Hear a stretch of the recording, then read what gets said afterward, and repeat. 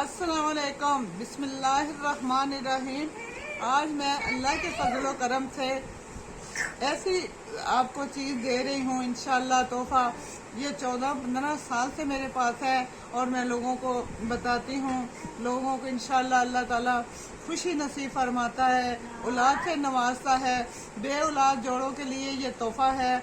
आप यकीन करके और इस पे अतमाद करके रब की ज़ात पे आप ये इस्तेमाल करेंगे, इंशाअल्लाह आपको अल्लाह ताला खुशी देगा। कोई इस पे इतना ज़्यादा खर्चा नहीं है, कोई कुछ नहीं है। अल्लाह ताला बहुत करम नवाज है। मेरे ख्याल से कोई 14-15 बच्चे जो है ना इस दवाई से अल्लाह ताला ने लोगों को दिए हैं और उन्होंने मुझे बताया है।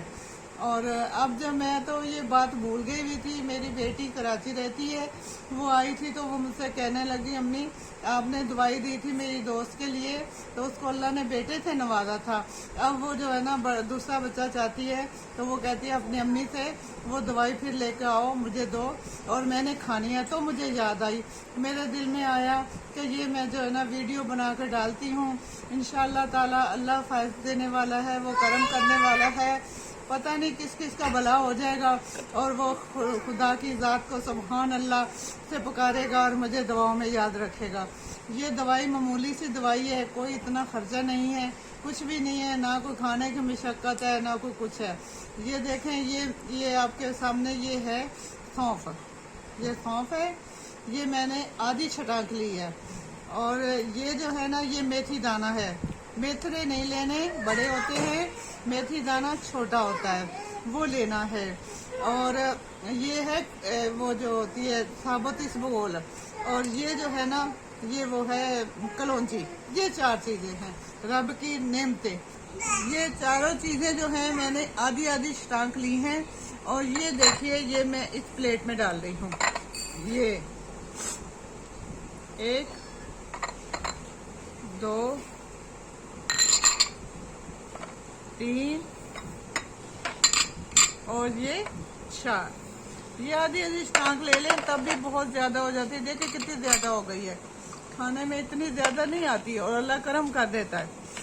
तो ये मैंने मिक्स कर दी। ये आधा पाव हो गई ना, ये सारी चीजें ये भी ज्यादा हैं। आपसे अगर कोई मांगे आप उसको भी इसमें से दे दें। तो ये जो है, अब ये मैं आपको खाने के लिए बताऊं कि ये इस तरह से ये 3 उंगलियां लेनी है, 3 उंगलियां इस तरह चुटकी भरनी है। सुबह खाली पेट मुंह में डाल के पानी पी लेना, ठीक है।